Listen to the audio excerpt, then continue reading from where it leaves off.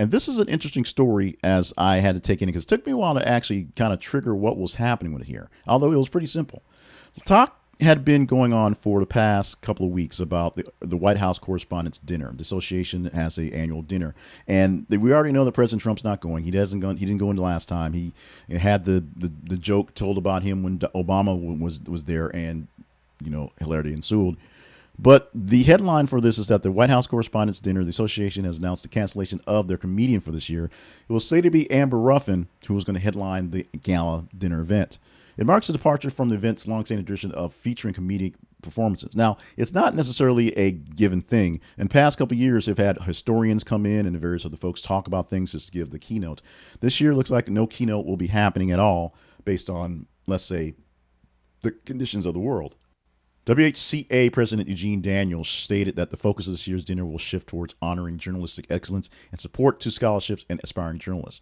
Now, this is something that's an interesting thing from this one because Eugene Daniels is known for being a pretty staunch critic for Donald Trump and a big supporter of, let's say, liberal type media and coverage. But they're going to do their best to highlight what's going on right now, and journalists, a lot of them being pushed out and pushed aside because of the ways and the means done by the Trump administration. The cancellation of this actual event with Amber Ruffin follows the White House Deputy Chief of Staff Taylor Budowich, who labeled Ruffin as a second-rate comedian after she made jokes about the Trump administration's policies and actions. Something she's been doing for a while, but essentially, as I said before, Trump administration, Trump himself, can't actually go along with the jokes. The move reflects the escalating tension between the Association of Journalists and the Trump administration.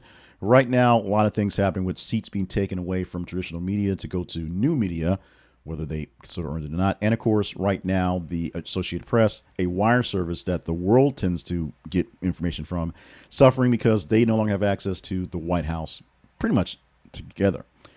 The annual dinner is a toast to the comedians and the sitting president and the press, just sort of getting together for a chance to laugh and commiserate.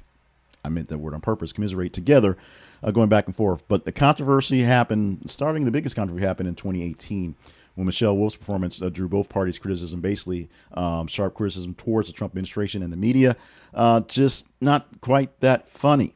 And with that, Trump essentially stopped showing up. Trump's not showing up for this one. And Amber Ruffin, who's also not a big fan of Donald Trump, if you see from her work, not a good reason for Trump to be there. As I said, he's not quite there for what's happening. Every so often there's a historian there that talks about how history works and things going that way, and that's this year we'll probably do something like that to fill some of that gap part, plus the focus on scholarships and on students and journalism. Now, Amber Ruffin, what took me a while to figure out was this story, as I saw covered, kept showing pictures of Amber Ruffin, but kept going with the bland headline that they're canceling the comedian, to make the connection that Amber Ruffin is the comedian. And Amber Ruffin, who actually has time on CNN as a host of a weekend show that makes fun of the news, it got coverage on CNN, but I don't think they actually mentioned Amber Ruffin, which is a thing. They did mention her inside of Victor Blackwell's show that's focused on black issues on Saturday morning, a small blurb that she was being cut from this here. But other than that, she didn't get much coverage other than the pictures, which had taken a while for me to, because I'm, sometimes slow, to fashion on what the real issue was.